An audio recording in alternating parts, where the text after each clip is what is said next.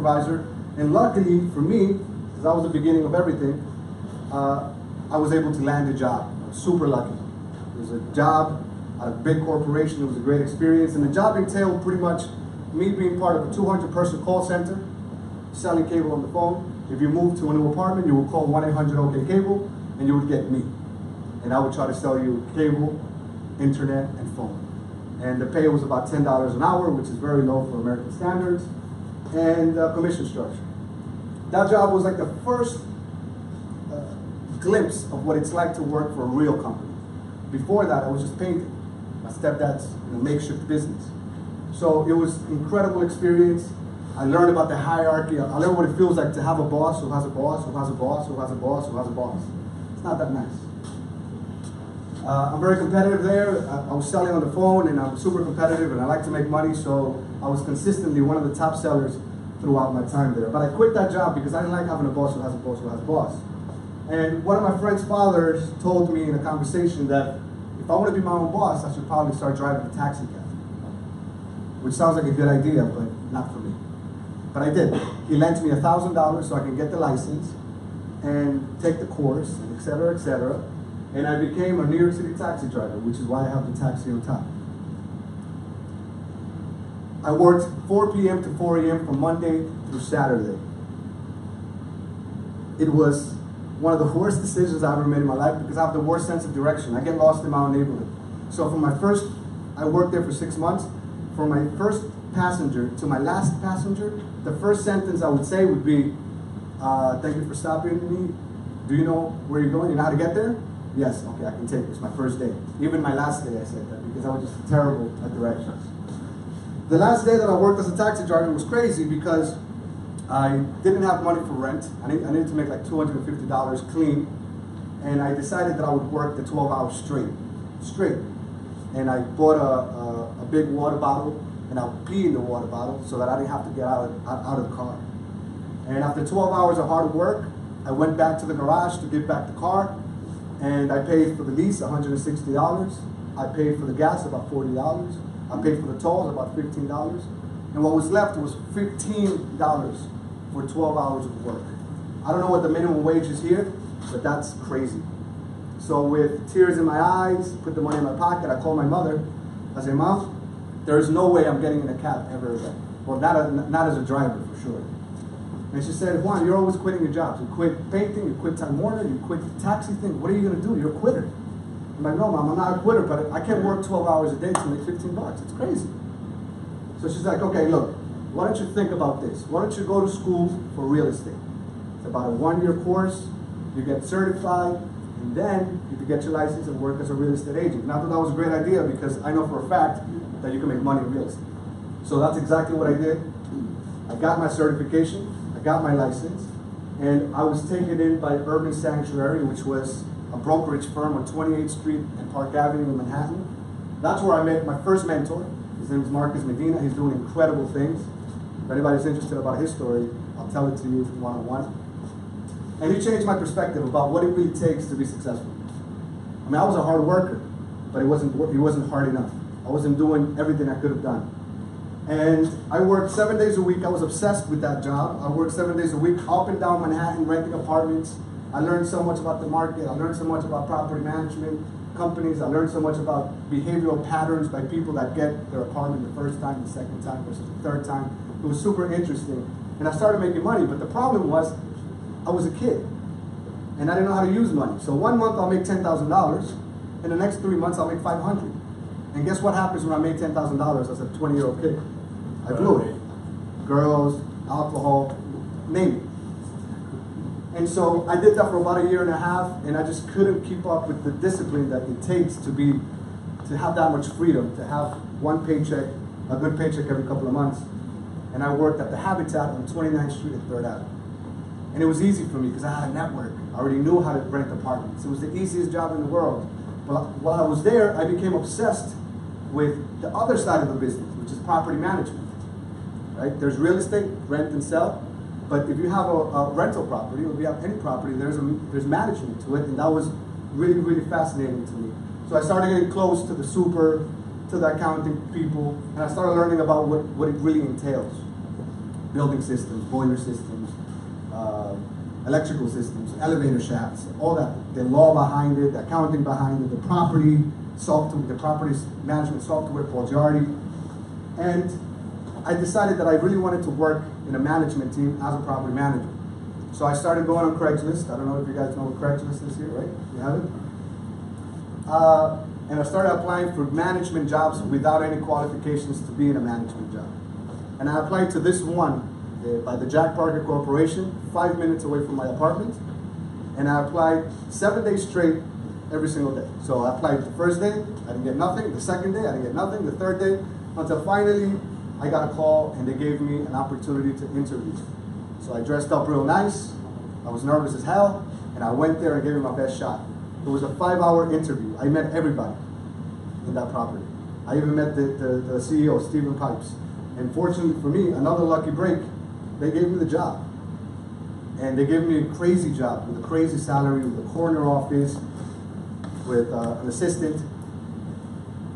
I had to play the game. I had to, I was just gonna do it and be the best at it as as much as I could. And that was a crazy experience because I was in a corporate environment, in a managerial position, and the skills that I got from Urban Sanctuary, Manhattan Skyline, and Jack Parker Corporation still were transferable to my entrepreneurial career. So it was very important for me to go through these things. While I was working at the Jack Parker Corporation, I realized that I was wasting a lot of time. From 6 p.m. to midnight, I was just drinking or hanging out with friends or consuming TV or eating too much or just wasting time. And I knew that that wasn't conducive towards the betterment of myself. And I knew deep down inside that I didn't want to work for Jack Parker Corporation and make the Jack Parker Corporation richer. I want to make the Juan Carlos Morales Corporation richer, right? I come from Colombia. I want to live the American dream, right? So I started doing that for about a month, working from 8 a.m. to 5 p.m., 6 p.m. to about midnight. I would just go and read, podcasts, a whole bunch of things to become a better person, learn more. And out of nowhere, on a weekend with my best friend Daniel, I meet this guy out of left field, Sam Draper. White American guy, a little bit younger than me, super weird, but super smart. That kid was like a super nerd, but he was super smart. We became friends. He took over his grandfather's traditional industrial wire business and digitalized it and started making deals with governments all over the world. I mean, this kid is about 30 right now, and he's netting like $4.5 million a year. It's crazy, all right? Plus whatever he does with his grandfather, right? So he tells me one day, JC, I'm gonna go to Costa Rica to close a deal in this municipality, this little town. I'm like, good, bro, we'll make a ton of money. And then he calls me 10 days later, and he says, Juan, how much money do you have? I'm not rich, but I have some money. Not a lot of it, because I spend a ton of it, but I have some. He's like, look, man, there's a company in Jaco, Costa Rica, called Jaco VIP that is making $1 million a year minimum and has no competition. And I think with your personality, with your characteristics, with your intensity, with your relentlessness, you can make this happen with my knowledge and everything I know. He's telling me. And I'm like, yeah, that sounds great, Sam, but what the hell is it? And he says, we're throwing bachelor parties in Costa Rica. I'm like, what the hell is a bachelor party? I'm a poor kid. Like, my friends, we don't do these things. If you get married, congratulations, bro. That's it. But there is a big market. Americans, Canadians, and Mexicans that have money, they go with their friends and they go crazy all over the world. So I said, I'm in, because I like to travel, because I knew that I had to do something else. And when I kept that job at the Jack Parker Corp, I started building bachelorpartybasecr.com.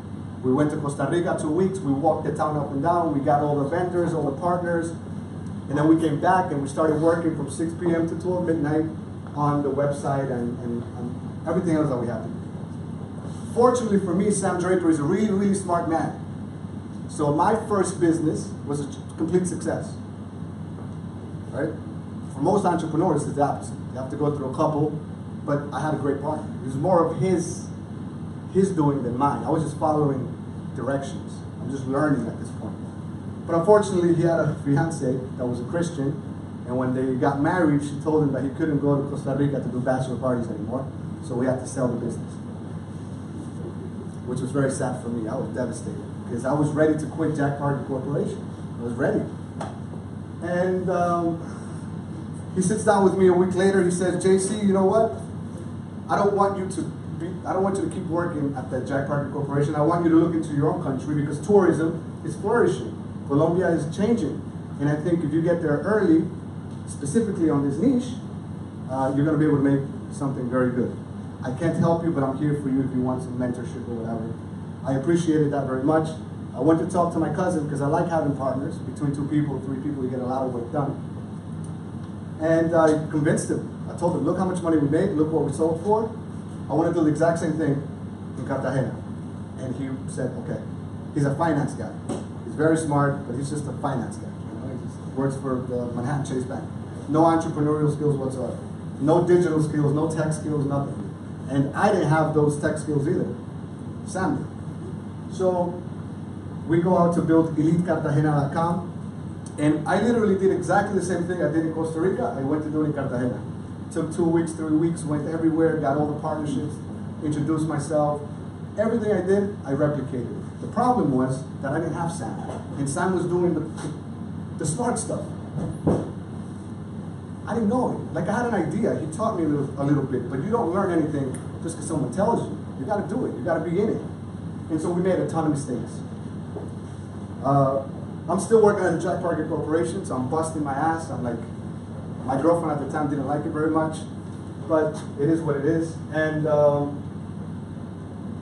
I made a decision, a radical decision. I said, this is not working because I'm only spending 6 hours a day on it. So I'm gonna quit this great job and I'm gonna go full time and let's see what happens.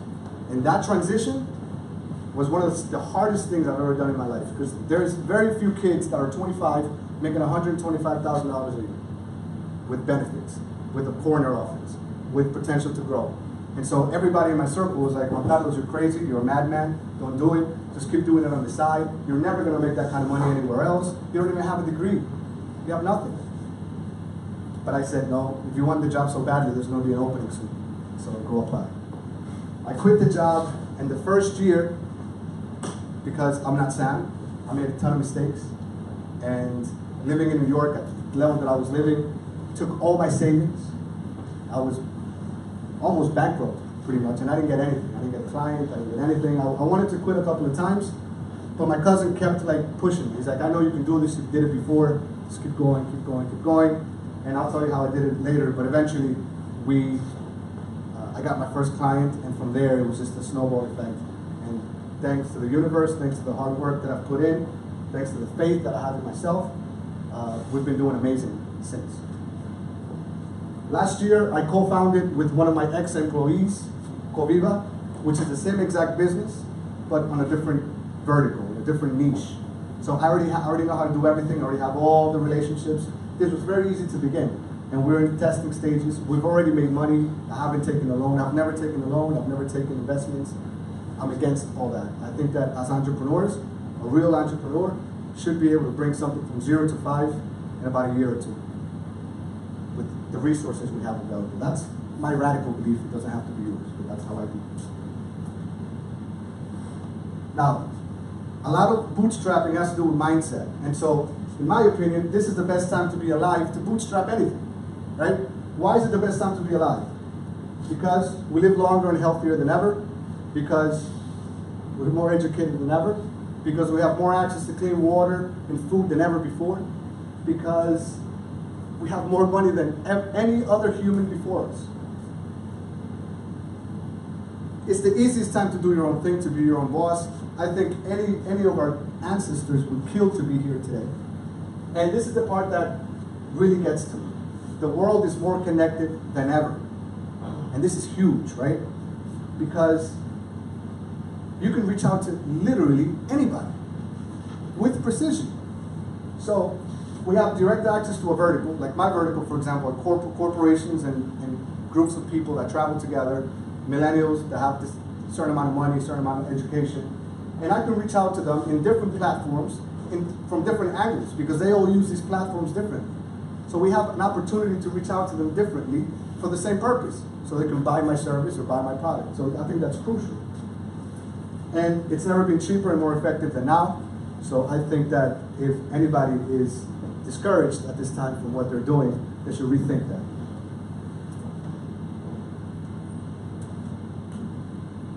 Now, it's a privilege that I grew up poor. It's a privilege that I didn't have any parents for a long time. To me, all the things that I've been through have been a privilege.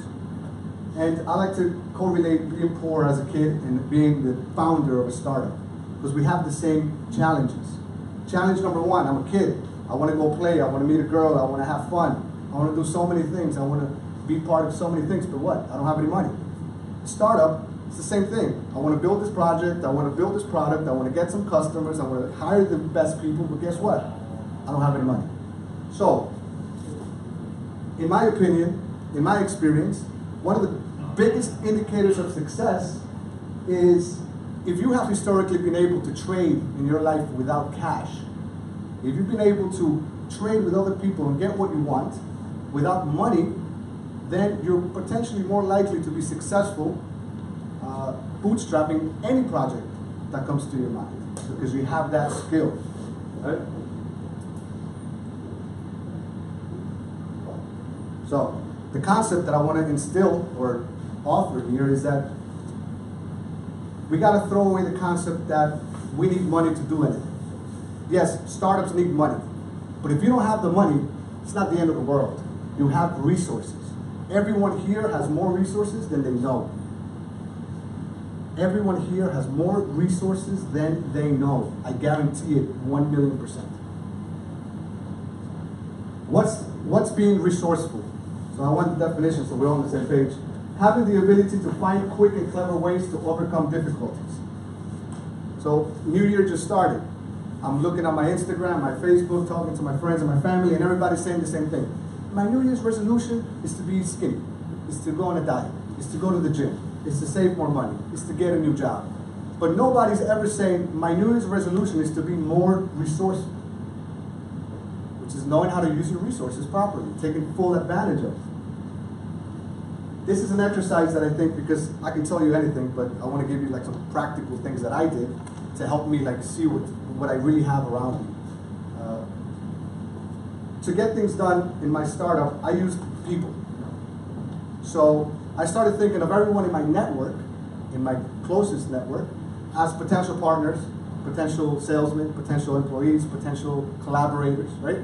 And so I built, I bought a whiteboard and I printed everybody's picture and I put their occupation and I started moving it around, just visualizing. And the people that I chose at the top, I cooked a nice dinner. I invited them one-on-one, not as a group. This has to be a personal thing. And I started telling them, look, here's where I am with Elite Cartagena. Here's what I'm lacking. Here's what I've done. Here's how much money I've spent. And I think you'd be a perfect fit to help me with this, this, and this, and this. I was trying to compel them to work with me for nothing. And of course, when there's money, you're going to get paid. And if your impact is big enough, then I'm going to potentially give you a percentage of my company. So it's very unlikely that you're going to get someone from your circle to be really impactful in your business. But this is an exercise for you to get used to doing this. So when you have to step out of your circle, you have some experience. You have some muscle. You're not afraid. You know how to talk. You know how to express yourself. You know how to expose your project. Now you're saying, thanks, JC. Great story, bro. How do you really bootstrap your marketing efforts? And before I get there, I want to talk about the one thing that if you can get here, please take this seriously. There are a million ways to do anything, literally anything. And absolutely everything in this world can be improved.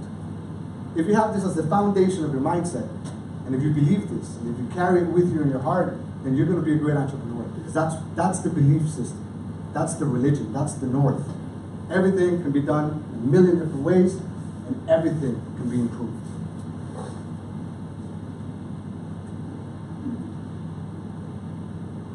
So, intuitively, and also because I worked with Sam Draper, thank you, Sam, I knew that for me to be able to market properly, I had to have a niche. I had to have a laser focused customer in mind. I had to have laser focus on the customer, in my mind, for the customer.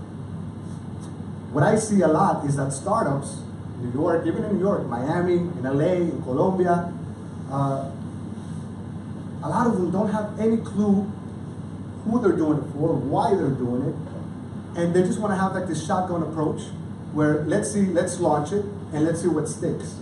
And that is absolutely the most erroneous way to go about it. How many people here have a go-to-market strategy for their company?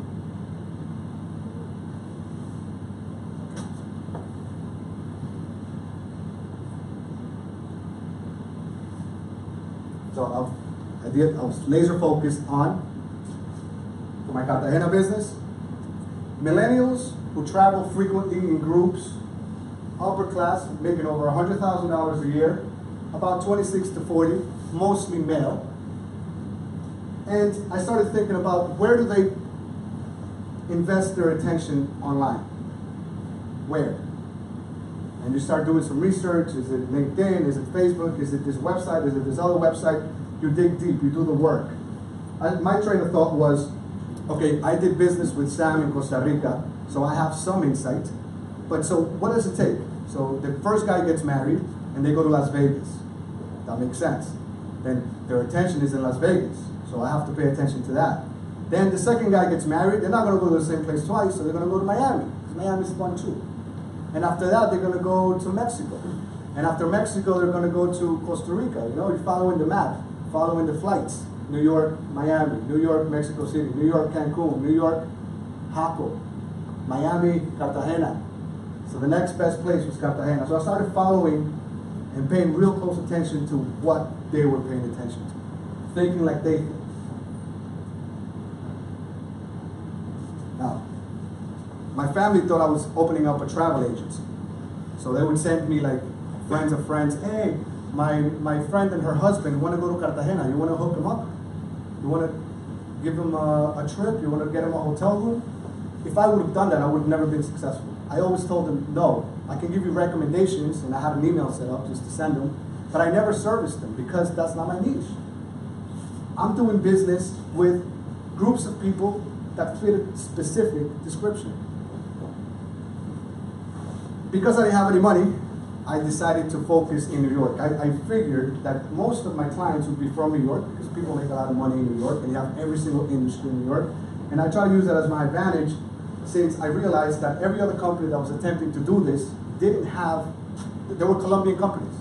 So how would you feel to send, you're an American and you have to send $30,000 to a Colombian company? That's not very comfortable, is it? It makes you think, what if? What if the house doesn't exist? What if the company doesn't exist? So I quickly realized that one of my competitive advantages was that I grew up in New York. I'm a culturally, I'm a New Yorker. I speak like them. And I can go meet them face to face if I have to close a big deal. And I was willing to do it, and I did it many times. So, know the competitive landscape, have a laser focus niche. These are the only 3 types of marketing that I've done in my life. And the first one is crucial to start, in a business like mine, for example. Search engine optimization. I know all of you know what that is, right? Of course. So my goal was to build a website and become, and be on the top 10 in the first page in the Google search. I only focused on Google. I didn't care about Bing. I didn't care about Yahoo. I knew that everybody Googled it. So my goal was to find somebody that would help me do white hat SEO and get my page. I couldn't do that myself. I don't have the technical knowledge. Fortunately for me, I have a system of marketing and networking that worked, and I got a friend of a friend to do it. He was from Serbia. I think his name was Darko or something like that. He did it for free. He worked for 6 months for free and got me on the first page. I was the last, but I was on the first page. Nobody scrolls past the first page. Very unlikely.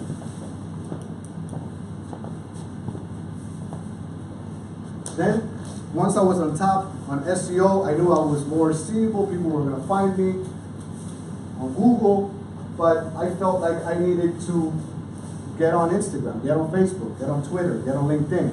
But I really didn't like any of those except Instagram and Facebook, and I was more into Instagram. So I just chose Instagram and Facebook, and then everything I did in social media was always thinking about what do my customers are going to pay attention to? What are they paying attention to? What would they react to? What would be of value to them? And so I started curating content. You know what curating content means? Curated content means that you take somebody else's content that you find cool, valuable, and then you repost it and share it on your platforms. That was my first strategy. Now, building a social media profile from scratch is very hard. It's not very impactful. Nobody's going to follow you if you have 5 followers and 30 posts. It's something called social proof. But I did it anyways. Then I started creating original content. I even had a guy dress up like Jesus and talk like a white American and tell him Jesus approves if you come to Cartagena. It's safe, don't worry, I got you. You know?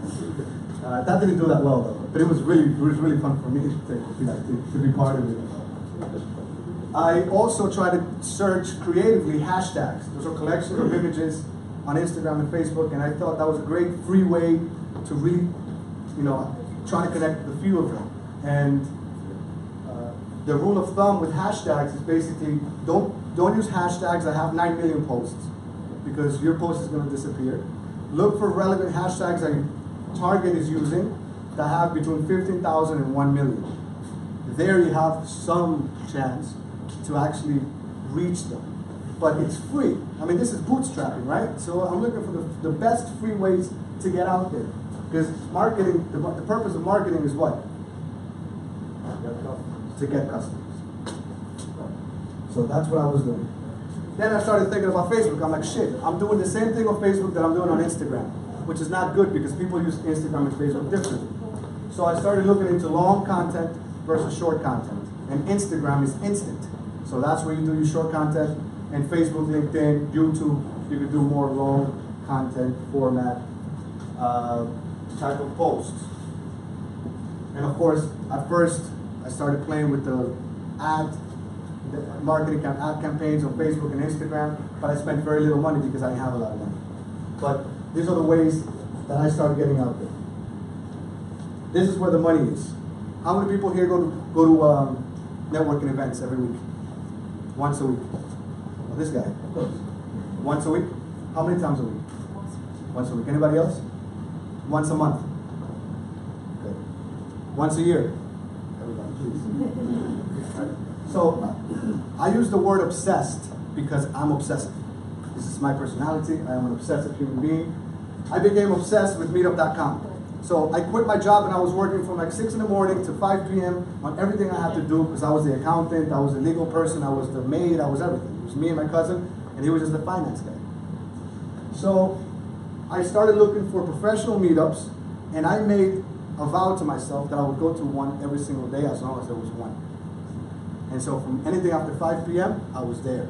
And because I was broke, I couldn't go buy drinks, so I just went, asked for, most of them in New York are in bars. So you go, you say, hi, how are you? Let me get a glass of water, please. And I just sipped a glass of water. But I became very, very strategic in how I did networking. Because a lot of people go to these things, but they don't get the results out there. My first goal was to talk to everybody for at least 5 minutes and get everybody's business card. But the mistake a lot of people make is, hey, my name is Juan Carlos, hi Maria, here's my business card. They give it to me, and then what everybody else does is, oh, here's mine. That's a big mistake. So I would always push it to the end. I would take their business card, I had a little rubber band, I would put them together, and I would have a conversation, try to make it memorable, try to get as much value and provide as much value as possible. But then at the end, because it's networking, it's not a date, so 5 minutes is good enough. You want to meet other people. I would give them my business card, but I would take out a pen and I would write down something memorable that happened in the conversation. Oh, the guy who spilled the drink on himself, laughing out loud, whatever, right? To make it memorable. And if nothing memorable happened, the least I could do is put the name of the place where we met and the date. And let me tell you, I've been to hundreds, if not thousands, of these things, and nobody does it. I want to be extraordinary. I want you to remember. Therefore, I'm going to do something that nobody else is doing. And then, of course, I went home because I like to work. I like getting my nails dirty. And I know LinkedIn is one way you can collect people's like professional info, but I went and I opened up a spreadsheet and I went person for person, and I would add notes. And then I had a follow-up system. I was in sales, so in sales you gotta know how to follow up. And following up is not saying, hey, what's up, how are you? You remember me? Following up takes a little bit more work than that. And so I would follow up at least once a month, not always with the same thing, because hey, what's up, how are you? After 3 times, it's super boring. It's not memorable at all. So because I had notes, from what I can remember, I didn't remember everybody, but I would try to. Because I had notes, if I talked to a guy that was crazy about finance and I came across an article that was awesome about finance, I would shoot him an email one time. Hey bro, this is Juan Carlos from the thing. Here's the article that I read. I thought it'd be helpful for you. It'd be great. Or a text message. But everything had purpose. Like I didn't just want to talk to you to be pen pals. I want to either be your friend. I want to take you out for a drink. I want to talk to you about business. Everything has a purpose. That in the air type of texting, that to me is a waste of time, and I don't like it. And it doesn't get results. I've met doing this. First of all, my business is successful because people remember me. Remember me for this. Remember me for a lot of things that I do. And second of all, I got so many connections. One of my biggest vendors in Cartagena is a tailor that I met in one of these things, and 90% of my properties at the best cost come from that guy. If I would have been lazy that day, because I could have, like, been to 40, fuck it. No, I went and I got that guy, and now that guy's one of my best friends, Mark Watson, because of networking. This one's faster than I thought, or I'm just having a lot of fun. I did this for as long as I could. I say 12 months, I don't really remember. But then I got my first big client. And when I mean big client, it was over $30,000 for a weekend. It was a lot of guys. And then something happened in my head. Like intuitively, I don't know, God, Jesus, call it whatever you want. Something happened in my head, and I immediately knew that my focus had to change. My obsession changed from trying to get a client to making sure these 30 guys went back home and said, wow, what an experience. So that every time they heard the word Cartagena, the first thing that comes up in their mind is Juan Carlos. You live Cartagena, Juan Carlos. You got to talk to this guy, legit stand-up guy. These are the things I get. Like my recommendations. Oh, my buddy John told me you're a stand-up guy. Your company's awesome. I'm going to Cartagena. Oh, my company, stuff like that. I became obsessed with doing extra work so that this would happen. Brought me a lot of problems because I can't do everything by myself, so I have a staff. And when you're this obsessive, when you're this enthusiastic, you need your collaborators to be just as enthusiastic to want to do the work. And so I had a lot of turnover, people that couldn't handle the intensity, and they had to leave, and they left me shorthanded. But that's what it takes, and that's what it takes. And for the first 2 years, I would go and host every single group. If I had 5 groups at once, they would all see me every day. That's it. That's what it takes. Today, 90% of my business, and this is, I don't know who else can say this in my industry, in Cartagena, in Colombia, in Costa Rica, 90% of my business, in a growing manner, comes from word of mouth referrals. Text messages, phone calls, emails, every single day. Not all of them become clients, but a majority of them do. And so, there is no better, in my opinion, there is no better marketing strategy than doing a terrific job. The best marketing is no marketing. Do more than you promise, and you'll be worth it in the long term. Now, I hate to say this, but a lot of startups fail. I don't know if I said it already, but a lot of startups fail because they do lousy work. They have a lousy work ethic. They hide behind the name entrepreneur because it's cool, because that's the thing that everybody's doing, but they do lousy things. And nobody's going to recommend a lousy product to somebody they love. It just doesn't work that way. I don't know who this guy is, but I like his quote. The aim of marketing is to know and understand the customer so well that the product or service fits him and it sells itself. I don't need to see iPhone commercials on Instagram. I love iPhone. I love Apple. I love Steve Jobs. I love everything they're doing. There's some bad things, but for the most part, they're good things. And I'll always buy an iPhone. From now until they don't exist anymore, or I don't exist anymore. The final takeaway, I like to do this because, you know, you talk a lot and you forget a lot of things. If you get anything from this talk, is work on your mindset, because bootstrapping anything is a mindset first. Bootstrapping to me means it would be nice to have a loan, it would be nice to have an investment, it would be nice to have an angel investor or a venture capital fund to help me, but if not, I'm going to do it anyways, because I'm going to find a way. That's the mindset. Be resourceful. Practice looking around and using your resources to its full potential, because everyone here is underutilizing it. Let's say 80% of you are underutilizing it. Focus on social media because it's free, because you have direct access to a lot of people. Have a strategy, build a content, a daily content calendar. If you want any help, have a structure and any ideas, I'm pretty creative. I can sit down with you one-on-one and help you. I'm here for that. SEO, if you're trying to get clients on Google, on Bing, you got to get that done. Find somebody to help you. There's thousands of people around the world that want to be part of something. They really do. They just want to be part of something. They want to be appreciated. They want to be compelled and motivated and inspired. And that's your job to do as a founder. If you can't do that, then I don't think you're going to be a great founder. Show up to every event. Novi Sad, Belgrade, I don't know any other city yet, but any city that has where you think your clients, your partners, your employees, your whatever, if you think they're going to be there, your job is to show up. Show your face. Put a face to the name of your company. That works. It works for me. Great. Juan Carlos Morales equals to Elite Cartagena. Coviva. Everybody knows. I use my personal Instagram to make sure everybody knows that it's me who's running these companies. Under-promise and over-deliver.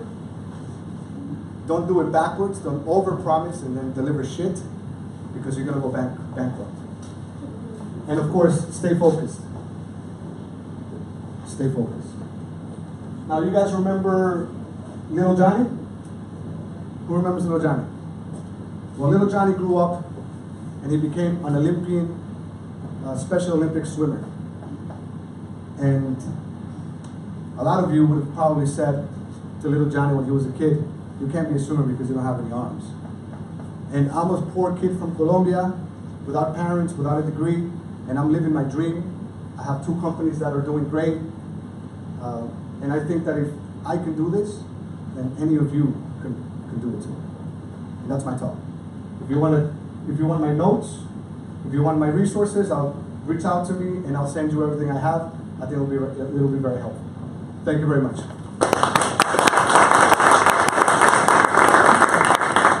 Prije nego što prebacimo opet na engleski, prije što prebacimo na srpski, will we have access to this presentation? Can you... If you add, this is the exchange. You add me or you email me and I'll send it to you. Okay. Dobro, onda ćemo tako. Dobro, sada, pre nego što počnemo s Q&A, odnosno s pitanjima i odgovorima, kao što sam najavio na početku, velika mi je čast da vam najavim sveobuhvatni program poduzetničkog razvoja koji zove Rasti, nismo mi smišljali ime, poslovni inkubator zajedno saradnje sa Razvojnom agencijom Srbije, pravi program treninga, bit će Startup Weekend, Growth Hackathon, Hello Weekovi, na kraju pičevi, imat ćemo veoma lepe nagrade, koje dalje ne smem da otkrivam, jer sam potpisao ugovor da ne smem do određenog datuma da otkrivam, ali brci će biti masni za one koje budu učesto, ako smem tako da kako me razumeti. Ne, da, ali i jel. Sve o svemu, ukoliko imate bilo kakve pitanja vezano za programe, vezano za mentore, o čemu će biti reč, možete pričati sa mnom nakon Q&A. Na našem sajtu se takođe nalazi i blog post o tome, gde se nalaze i linkovi za prijavu i za program i za Startup Weekend, uskoro i za Growth Hackathon. U suštini je sve, ove prijave su besplatne i rad je s mentorima je besplatan. Program traje nekoliko meseci, trebalo da se završi krajem maja, odnosno početkom juna, gde bi trebalo da budu, kao što sam rekao, fine novčane nagrade, koji su mislili na palačinke, ali dobro. I to je u principu to, mi smo dalje tu, and now we're gonna go to questions. If you have any questions, I'll be happy to answer. So, knock yourselves out, don't be shy. Any question is good.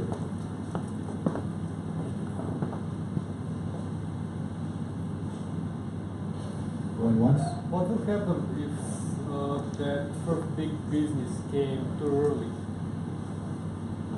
A little bit more of the question to explain what you mean. So you had first big business more than $30,000, right? After Yeah. some time.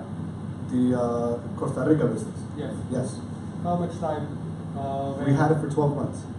So you already ran for 12 months. What will happen if that business came earlier? Well, if it would have came from me by myself, I would have not been able to do it. Okay. I would have crumbled because I didn't have the knowledge and the expertise to do it. I was a beginner. That's the truth. I was lucky that I had Sam Draper. This is why partnerships are very, very important. A partnership, strategic partnership, is where you can make or break something. I was lucky to have him first, but I don't know what would have happened if I would have started on my own, and then it would have completely failed because I have no experience, no knowledge. Knowing myself, it would have taken longer, but I would have kept going. And where did you meet Sam? I met him at a bar in Forest Hills on a Saturday night. He liked the way I dance salsa. That's why we started talking. Like, it was crazy. The minute I changed my lifestyle, like 6 to 12, things started happening. The partnerships are important. Yes, sir. You said you visited one meetup per day while working 9 to 5 job. That's 7, 6. Okay. No. I was working. I had already quit.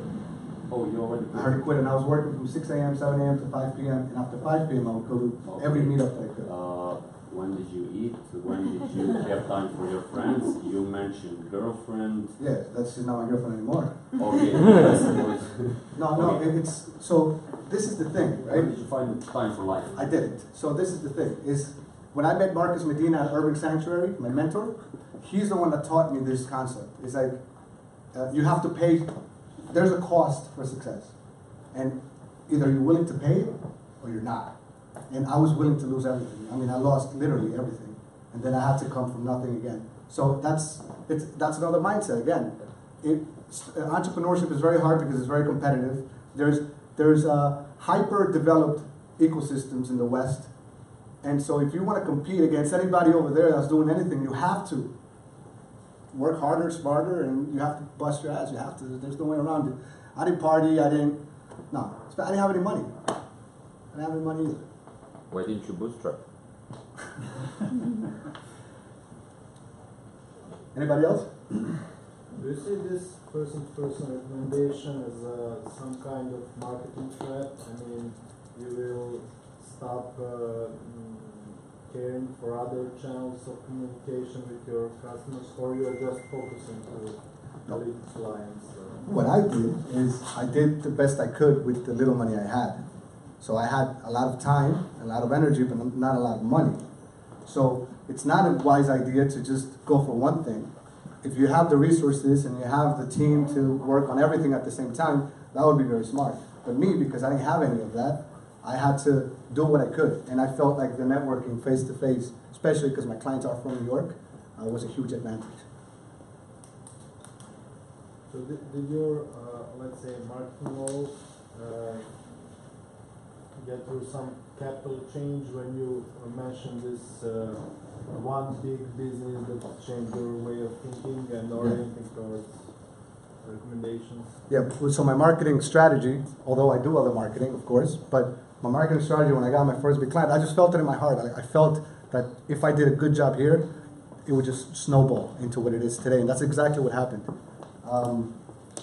I don't care what industry. If you do great work, man, and people are talking about you, you're winning. Just the way I see it.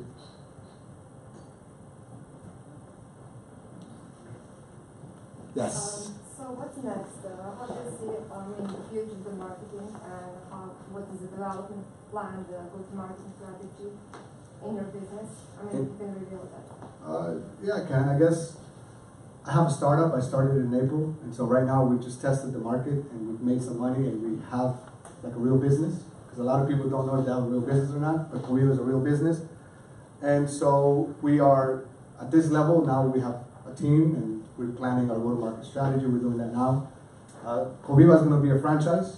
So we're building a franchise model. So I'm doing Macedonia, Serbia, Colombia, and Ecuador by myself with my partner. And we're going to be successful in those places, and then we're going to open up for people that want to do their own thing, but they need some guidance, they need some assistance. So that's what we'll be doing. Yes? How far is Cartagena from Medellin? It's 1 hour in an airplane. Have you been? No, I haven't. I want to. Since Narcos, I would love to. Listen, I have a Colombian friend, so anything you need. Anybody else?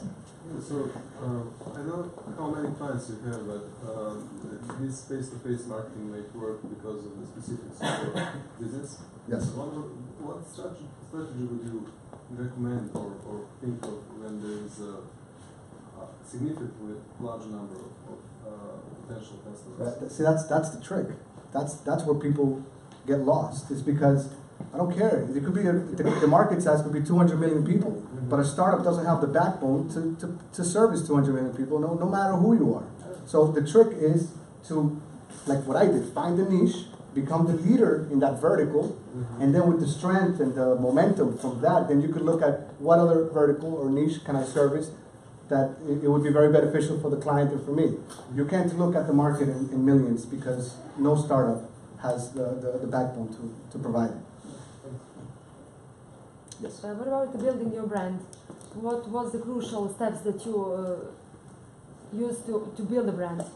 To be, Ili Cartagena is very simple because, and I think my personal brand, Colombian Guru also, and Coviva, which is very new, so I don't have a lot yet, but building a brand is literally connecting at an emotional level with your target, right? So if you're bootstrapping and using like the free methods and you're just using your channels to sell them stuff, it's not going to work. The minute I see somebody selling me something on Instagram, I unfollow them because I'm saturated with everybody trying to sell me something. It's connecting at a personal level. This is the face behind Ili Cartagena and Coviva. This is my day-to-day. This is what I'm about. These are my core values that are non-negotiable. That type of work, that type of that's like... brand promises or something like that. Just connecting with your target trying to connect with your target at an emotional level and telling some sort of story. That's very helpful. Yes, sir. What categories meetup groups do you visit or like? Well, when I was looking into it, because there's a bunch of different types, right? Why would I go to a soccer meetup?